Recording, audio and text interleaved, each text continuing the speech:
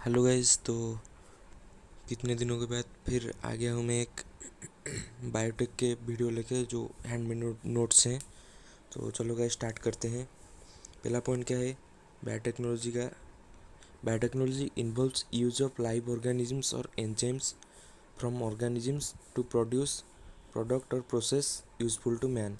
ये हम क्या करते हैं, जो एंजाइम एक्सट्रैक्ट करते हैं, डीएनए एक्सट्रैक्ट करते हैं और डीएनए को एक और डीएनए को दूसरे डीएनए से मिला के जो प्रोडक्ट निकालते हैं, हाइब्रिड प्रोडक्ट्स, वो प्रोसेस हम बोलते हैं क्या, बायोटेक्नोलॉजी। अभी जो कोरोना चल रहा है, जो प्लाज्मा थेरापी, जो वैक्सीन निकल रहा है, वो भी सब इस बायोटेक्नोलॉजी की हेल्प से। ठीक है, तो पहला इंपॉर्टेंट पॉइंट है biotechnology involves use of live organisms enzymes from organisms to produce product and process for useful to man. ठीक है, तो हम जैसे मिल्क में लैक्टोबैसिलस होता है, मिल्क में लैक्टोबैसिलस मिलाने से कॉर्ड होता है। जो डो होता है उसे हम ईस्ट मिला देते हैं डो में, वो ब्रेड होता है। ठीक है, ये सब हमारा क्या ओल्ड टेक्निक ऑफ बायोटेक्नोलॉजी है। ठीक है, ये हमारा सब ट्रेडिशनल टेक्निक होता है। नेक्स्ट इंपॉर्टेंट पॉइंट ये वाला है Karl Ereky coined the term biotechnology. He is also Carl Urke, also called father of biotechnology by some scientists. ठीक है, who coined the term biotechnology, हमारा कार्ल अर्की।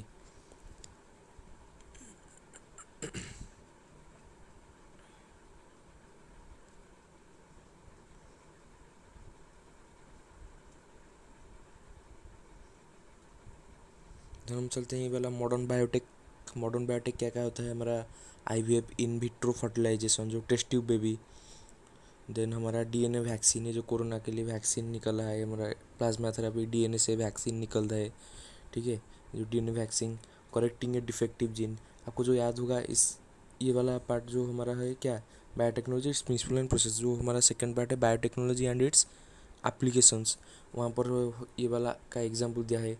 इन 1994 4 ईयर ओल्ड गर्ल का हुआ था, जो डिफेक्टिव जीन निकला था, उसे बोन मैरो ट्रांसप्लांट किया गया था। ठीक है, जो करेक्टिंग ए डिफेक्टिव जीन इस वाले में भी हमारा बायोटेक्नोलॉजी यूज होता है।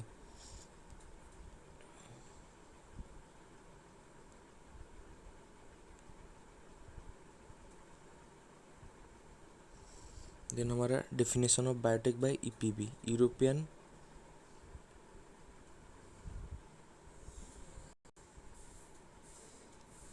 सॉरी ये होगा आपका ईपीबी नहीं, ईएफबी, ई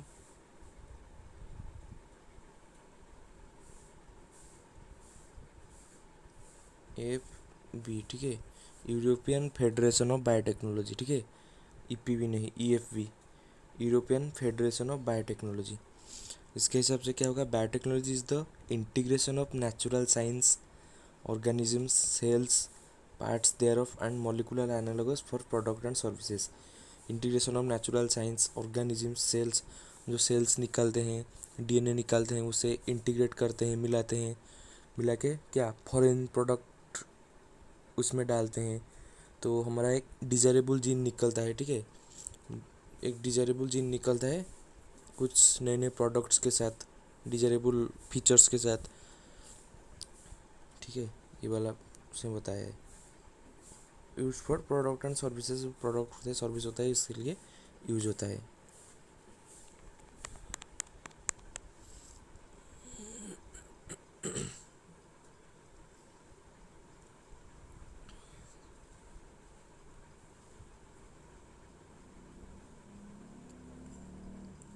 देन देखते हैं हमारा 2 कोर प्रिंसिपल ऑफ बायोटेक क्या है, होता है। एक होता है जेनेटिक इंजीनियरिंग, एक होता है केमिकल इंजीनियरिंग। जेनेटिक इंजीनियरिंग क्या है, it is the technique to alter the chemistry of genetic material. ठीक है, कि मैं alternate the chemistry of genetic material.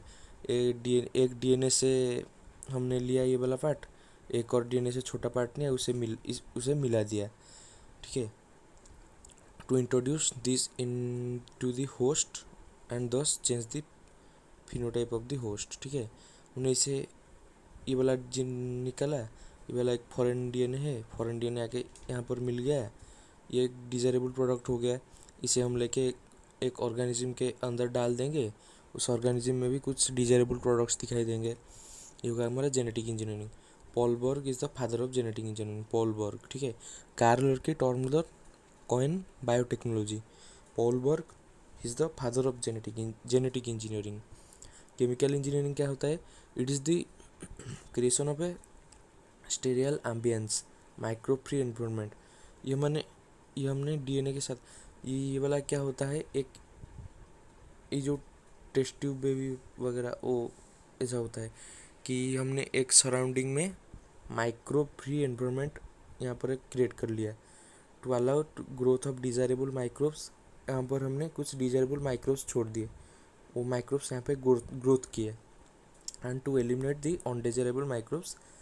जो यहाँ पर अनडिजायरेबल माइक्रोब्स है, ठीक है, उसे हम केमिकल देके एलिमिनेट कर देते हैं। माइक्रो फ्री एनवायरनमेंट प्रोड्यूस होता है इस, ठीक है। ये वाला है हमारा केमिकल इंजीनियरिंग। तो यहाँ पर आते हैं, ये वाला है हमारा जेनेटिक इंजीनियरिंग, आरडीएनए टेक्नोलॉजी कैसे होता है, ठीक है। तो it is also called chimeric और hybrid DNA technology. Then in 1972 Stanley Cohen and Herbert Boyer discovered first recombinant DNA, ठीक है। Stanley Cohen and Herbert Boyer. तो देखते हैं कैसे ये वाला प्रोड्यूस हुआ।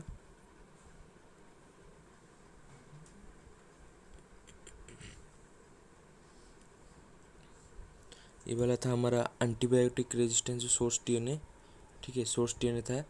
उसे हमने कट कर लिया एक पार्ट, वहाँ से हमारा रेस्ट्रिक्शन एंडोन्यूक्लियस क्या है, हमारा मॉलिकुलर सीजर, ठीक है। रेस्ट्रिक्शन एंडोन्यूक्लियस से हमने यहाँ पर एक कट कर लिया, कट करने से हमारा क्या फॉरेन डीएनए निकल आया, ठीक है। देन ये हमारा था कौन, साल्मोनेला टाइफिमोरियम हमने लिया था, तो उसका एक नेटिव प्लाज्मिड था जो एक्स्ट्रा क्रोमोसोमल डीएनए, ठीक है। तो वो वाला हमने निकाल लिया, उसे भी रेस्ट्रिक्शन एंडोन्यूक्लियस देके मॉलिकुलर सीजर से स्पेसिफिक साइट कट करके निकाल लिया, ठीक है।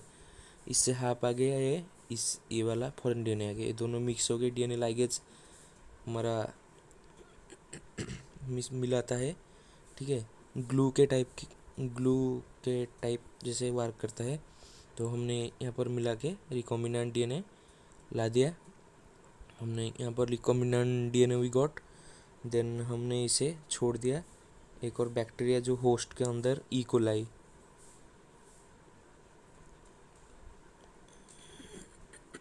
इकोलाई के अंदर छोड़ दिया, ठीक है। छोड़ने से ये हमारे रिप्लिकेट किए, ठीक है। वो इकोलाई के अंदर डिजायरेबल प्रोडक्ट्स दिखाए।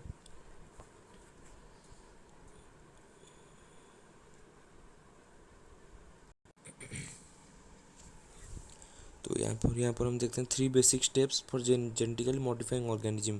पहला स्टेप क्या है, identification of DNA with desirable genes, ठीक है।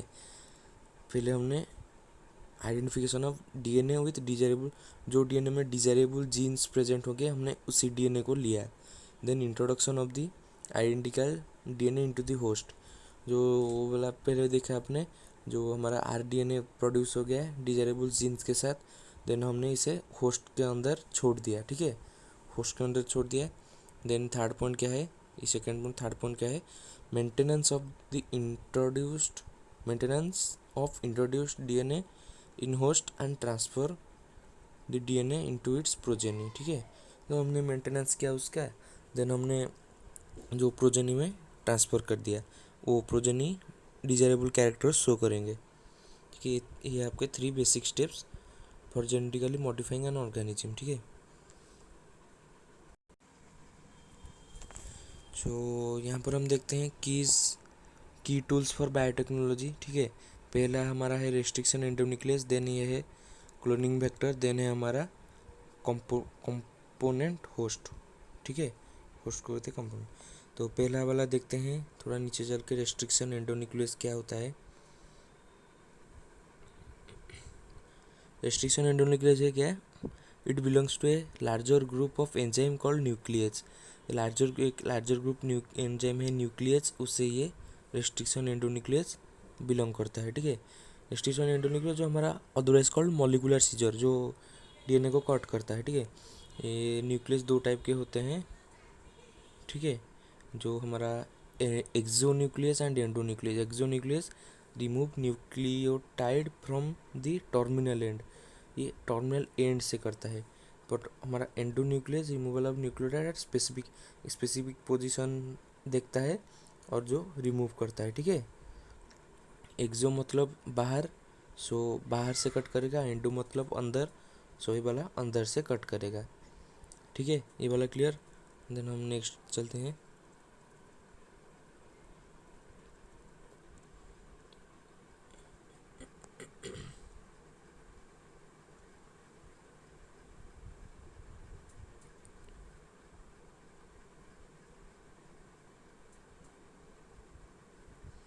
यहाँ पर हम देख लेते हैं क्या बैक्टीरियल इम्यून सिस्टम कैसे होता है। तो हमने पहले देखा था आपने रेस्ट्रिक्शन एंडोन्यूक्लियस जो कट करता है, restrict the propagation of foreign DNA inside bacteria. ये हमारा बैक्टीरियोफेज लग गया है बैक्टीरिया में, ठीक है।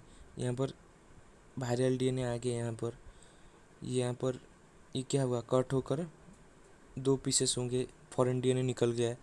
ये हमारा बैक्टीरियल डीएनए कट हो गया। बैक्टीरिया के अंदर मिथाइलेज होता है, ठीक है। मिथाइलेज क्या होता है, add CH3 group to its own DNA to protect from restriction endonuclease. ये जो कट हो गया, 2 पीसेस हो गया, यहाँ पर हमारा मिथाइलेज होता है, ठीक है।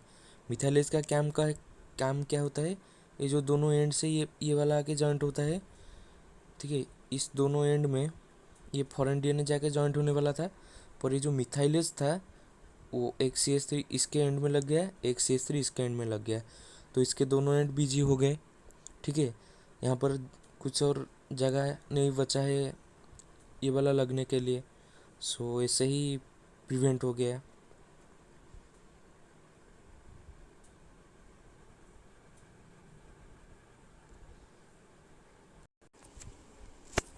नेक्स्ट हम देखते हैं, नेक्स्ट पॉइंट क्या है, restriction endonuclease cut DNA at particular recognization sequence called as palindromic sequence base sequence, ठीक है। पैलिंड्रोमिक बेस सीक्वेंस जहाँ पर होता है वहाँ पर रेस्ट्रिक्शन एंडोन्यूक्लियस एक्ट कट करता है डीएनए को। पैलिंड्रोमिक सीक्वेंस क्या है, राइट से लेफ्ट पढ़ेंगे जो होगा, लेफ्ट से राइट भी पढ़ेंगे वही होगा। जो आपका एक एग्जांपल है मलयालम, ठीक है, बुक में ए में राइट से लेफ्ट, लेफ्ट से राइट मलयालम, राइट से लेफ्ट भी मलयालम। ऐसे ही ये वाला है, ये वाला जो सीक्वेंस होता है GAA TTC, इस वाले सीक्वेंस को हमारा EcoR1 कट करता है, ठीक है। ये वाला पॉइंट भी आपका एक इम्पोर्टेंट पॉइंट है।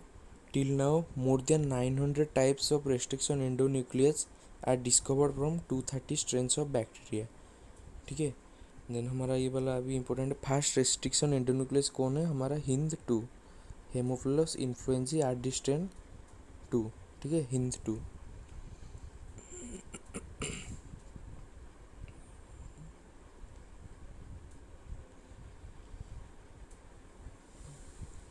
पहले देखो HindII हमारा Haemophilus influenzae RD strain second enzyme, ठीक है। ये इसका ये जो सीक्वेंस किस सीक्वेंस को कट करता है, GTC GAC को कट करता है, ठीक है। ये वाला सीक्वेंस को HindII कट करता है। तो यहाँ पर हमने मिडिल में कट किया, मिडिल में कट करने से आपका ये वाला कुछ नहीं, ठीक है। दोनों ऐसे ब्लॉन्ट एंड प्रोड्यूस हुए, ठीक है, ब्लॉन्ट एंड प्रोड्यूस हुए।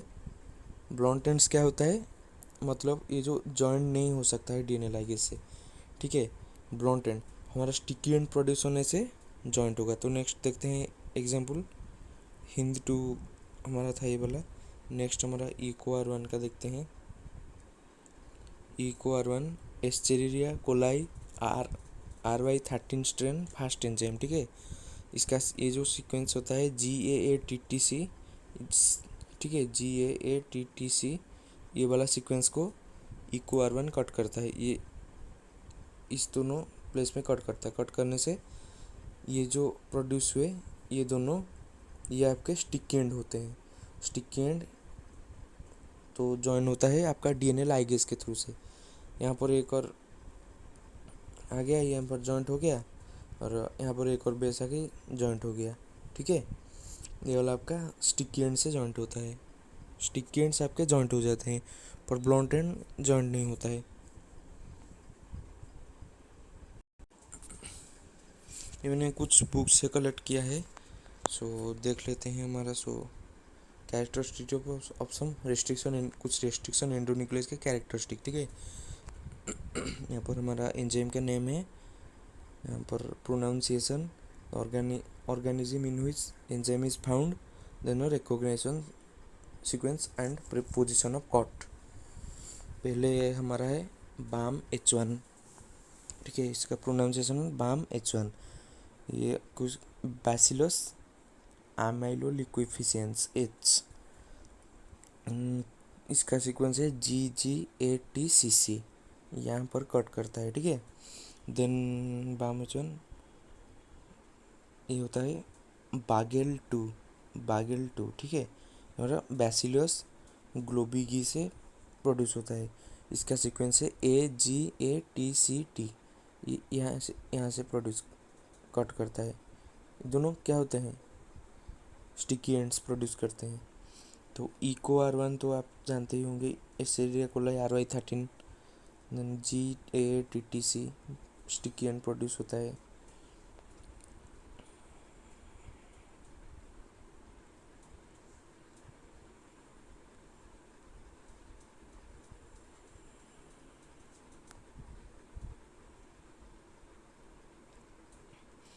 देन हे टू का हेमोफिलियस इजिप्टस से होता है, RGCGCY, ये वाला सीक्वेंस होता है इसका, तो यहाँ पर कट करता है,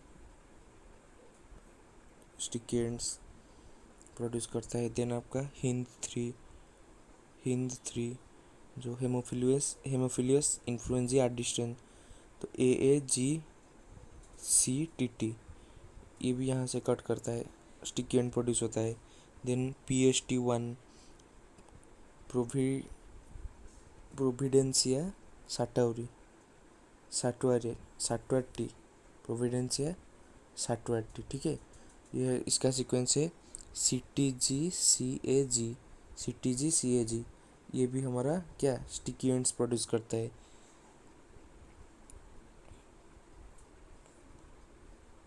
देन हम आते हैं SMA1 सेराटिया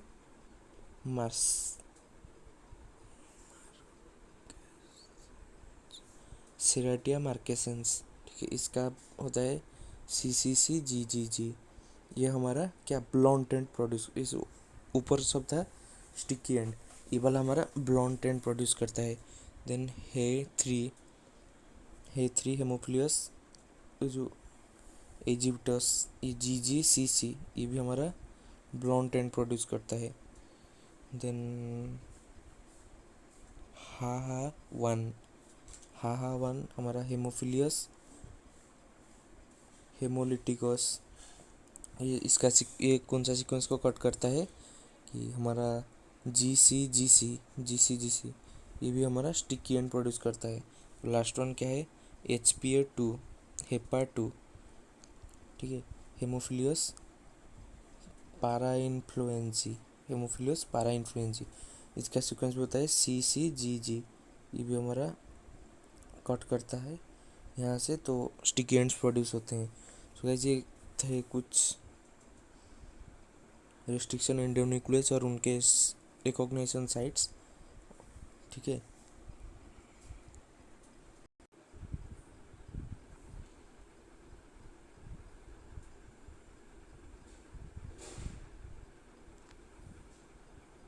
गाइस ये हमारा क्लोनिंग वेक्टर क्या है, these are the DNA molecules which will carry foreign और एलियन DNA, ठीक है, क्लोनिंग वेक्टर्स। ये हमारे दो तरह के होते हैं, एक बैक्टीरियोफेज होता है, एक होता है प्लाज्मिड। बैक्टीरियोफेज से हमें हाई नंबर ऑफ कॉपी मिलता है, ठीक है, so mostly it was used as cloning vector.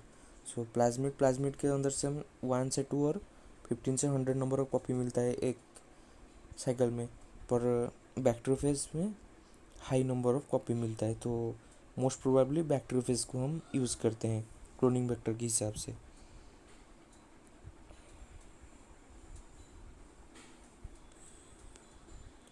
Then कुछ important features of cloning vector. तो ये क्या क्या होते हैं।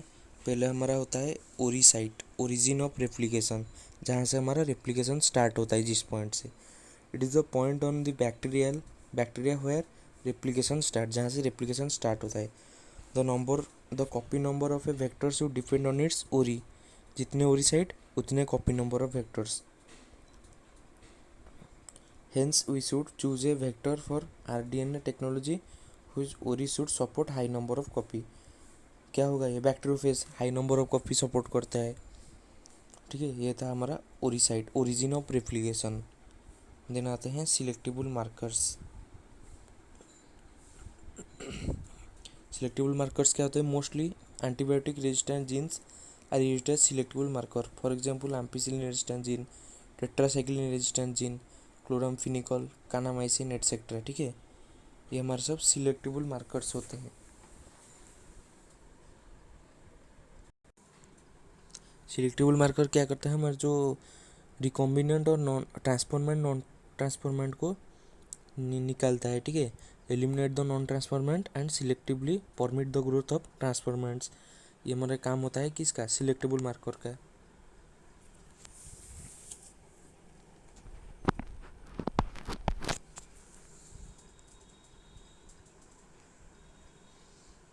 देन हमारा क्लोनिंग वेक्टर देखते हैं। क्लोनिंग वेक्टर क्या होता है। It is the site in a vector where foreign DNA is ligated. Cloning vector क्या होता है। It is the site where the cloning, मतलब फॉरेन डीएनए जहाँ पर लाइगेट होता है, जिस साइट पे। ए vector whose have few, preferably one cloning site for most commonly used restriction endonuclease. ठीक है, पर एक ही क्लोनिंग साइट होता है। ये हमारा क्लोनिंग साइट जहाँ पर हमारा फॉरेन डीएनए लाइगेट होता है। ठीक है, तो वैसे आप तो इस डायग्राम को अच्छे तरह से जानते ही होंगे। PVR322 P से हमारा प्लाज्मिड, B और R बोलीवर और रोड्रिगेज। ठीक है, ये प्लाज्मिड, ये दोनों साइंटिस्ट के नाम जिसने इसे बनाए थे। तो ये हमारा PVR322। तो यहाँ पर हमारा होता है ओरी साइट, ओरिजिन ऑफ रेप्लिकेशन।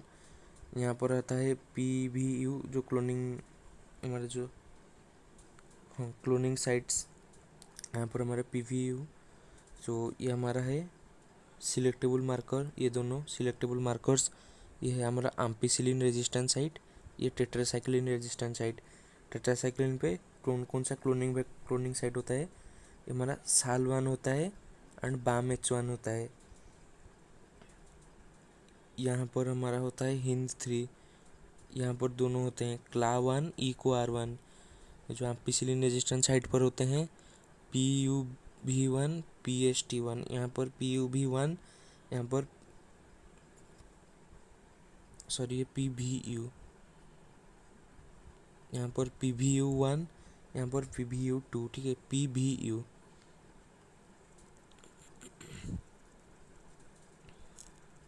ये डायग्राम आपके लिए बहुत ही इम्पोर्टेंट है। ठीक है, ये वाला डायग्राम इम्पोर्टेंट है बहुत।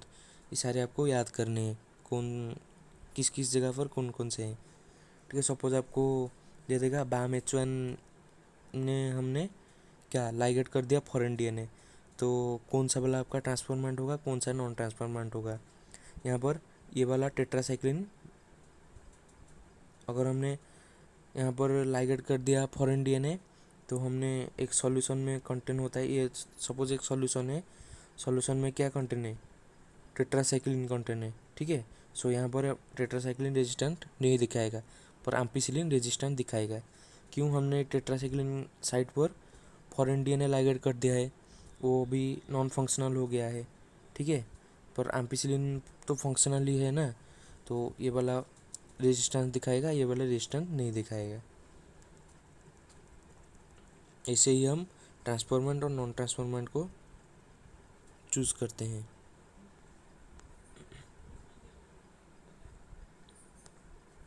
ये जो है आपके क्या क्लोनिंग साइट्स, उसके नाम से ये PST1 प्रोविडेंसिया साटर स्टुअर्टी, देन ये PVU वन और PVU2 प्रोटेरस वल्गारिस, ठीक है। देन हमारा क्लाव1 होता है। क्लाव1 क्या होता है? क्लाव1 से कैरियोफानोन लाटम, बाम H1 से बैसिलियस आमाइलो लिक्विफेशियंस। देन साल1 से होगा आपका स्ट्रेप्टोमाइसस आल्बस। देन ये जो हमारा ROP होता है, ठीक है, नीचे वाला जो हमारा PVU2 जहाँ पर था वहाँ पर ROP होता है, repression of primer. Repression of primer क्या होता है? It code for protein required for multiplication of plasmid. Plasmid के मल्टीप्लिकेशन के लिए जो प्रोटीन रिक्वायर्ड होता है वो ROP, रिप्रेशर ऑफ प्राइमर, वो प्रोटीन को कोड करता है प्रोटीन के लिए, ठीक है। ये वाला चीज़ जो मैंने लिखा है ये तो शायद आपके बुक में प्रेजेंट नहीं होता है, ये भी आपके लिए इतना ज़रूरी नहीं है, पर एक बार देख ही लीजिए इसे, ठीक है। इसके ये कौन कौन से, ठीक है, इसका नाम सब देख लीजिए, ठीक है।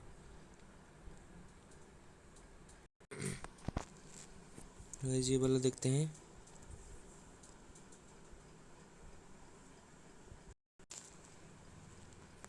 तो ये वाला पार्ट देखते हैं। वाला पार्ट क्या है? The presence of restriction sites within the markers tetracycline resistance site and ampicillin resistance site permit an easy selection for cells transformed with the recombinant PVR322. Insertion of the DNA fragment into the plasmid using PST1 or PVU1 places the DNA insert within the gene ampicillin resistant site. This make the ampicillin resistant site non-functional. हमने ये दोनों cloning vector कहाँ पर present होते हैं? हमारे ampicillin resistant site के तरफ, ठीक है। अगर हमने ये दोनों में फॉरेन DNA इंजेक्ट किया है तो ये हार्म करेगा किसे? एम्पिसिलिन रेजिस्टेंट साइट को। देन आपका makes the ampicillin resistant site non functional. Ampicillin resistant site आपका नॉन फंक्शनल हो जाएगा, पर टेट्रासाइक्लिन आपका उस टाइम फंक्शन करेगा, ठीक है। टेट्रासाइक्लिन आपका फंक्शन करता रहेगा।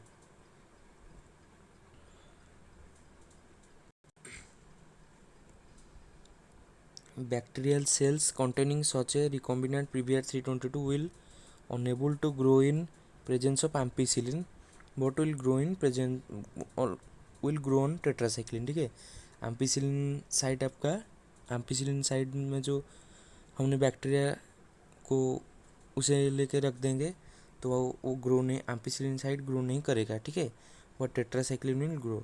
Similarly when restriction enzyme BAM H1 and SAL1 में हम जब DNA लाइगेट करेंगे foreign DNA, the DNA insert is placed within the gene tetracycline resistant site making it non functional. Tetracycline resistant site को non functional कर देगा वो। देन bacterial cell possessing such a recombinant PVR322 will therefore grow on ampicillin but not on tetracycline. तो bacteria कहाँ पर grow करेगा?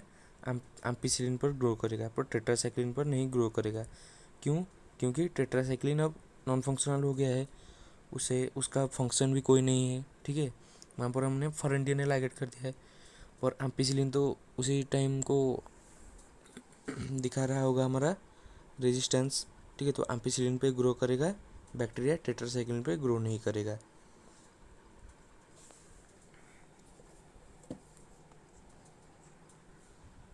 ठीक है, अगर हमने PST1 और PVU1 पर छोड़ दिया, हमारा क्या लाइगेट कर दिया फॉरेन DNA, तो एम्पिसिलिन साइट नॉन फंक्शनल हो जाएगा।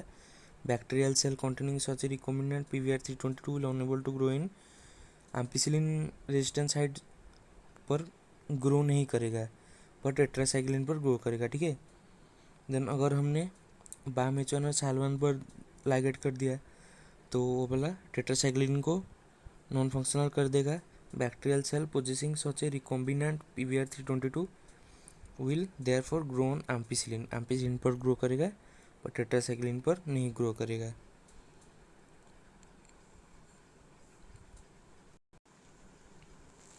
तो तो नेक्स्ट हम देखते हैं अल्टरनेटिव सिलेक्टेबल मार्कर्स क्या क्या होते हैं। In this method alien DNA is ligated at lac Z gene. हमारा जो लैक ऑपरेन होता है उसके जेड जीन होता है, ठीक है। जेड जीन क्या प्रोड्यूस करता है, हमारा beta galactosidase, and the process is called insertional, this process called insertional inactivation. पहला क्या होता है, एक क्रोमोजेनिक सब्सटेंस लाइक टीएमबी और एक्सकैल। टीएमबी होता है टेट्रा मिथाइल बेंजाइडेन, टीएमबी और एक्सकैल इज एडेड, देन ठीक है, जो टीएमबी और एक्सकैल ऐड होता है,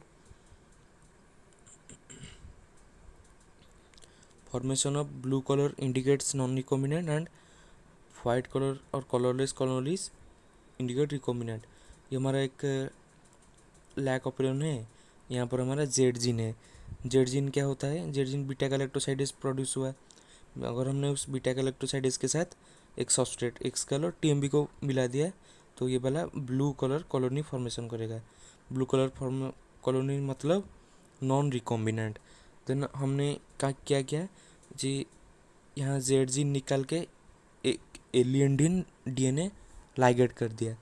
तो एलियंडिन है, यहाँ पर जो एंजाइम निकलता था बीटा गैलेक्टोसाइडेज, यहाँ पर तो कोई एंजाइम नहीं निकलेगा। तो अगर हमने ये सब सब्सट्रेट ऐड कर दिया तो ये वाला कलरलेस कॉलोनी देगा, ठीक है। कलरलेस कॉलोनी देगा। कलरलेस कॉलोनी का मतलब क्या है, ये वाला हमारा है रिकॉम्बिनेंट, ठीक है। सो ये था पार्ट 1, और बहुत ही जल्दी मैं पार्ट 2 इसका पार्ट 2 ले आऊँगा, जो प्रोसेस होता है कैसे पीसीआर जो चेन रिएक्शन होता है, देन हमारा जो डाउन स्ट्रीमिंग प्रोसेस होता है बायोरिएक्टर्स, उसे मैं एक और पार्ट करके छोड़ूंगा।